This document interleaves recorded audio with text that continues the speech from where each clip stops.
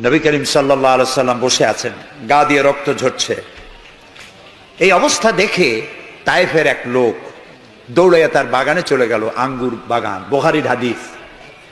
আঙ্গুর বাগান থেকে এক গ্লাস আঙ্গুরের রস নিয়ে এসে রসুলের হাতে দিলেন। 3 দিনের না খাওয়া রসুল, 3 দিন ক্ষুধার্ত, তৃষ্ণার্ত, ক্ষতবিক্ষত, জর্জরিত, নিষ্পেষিত, নির্যাতিত। এক গ্লাস শরবত হাতে পেয়ে বিসমিল্লাহ বলে শরবতটা পান করলেন। জিজ্ঞেস করলেন, তোমার নাম না আত্তাস? তিনি বললেন, হ্যাঁ আমার নাম আত্তাস।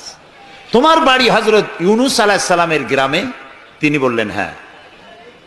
তো আপনি কি করে জানলেন আমার নাম আত্তাস আর আমার বাড়ি ইউনূস আলাইহিস সালামের গ্রামে?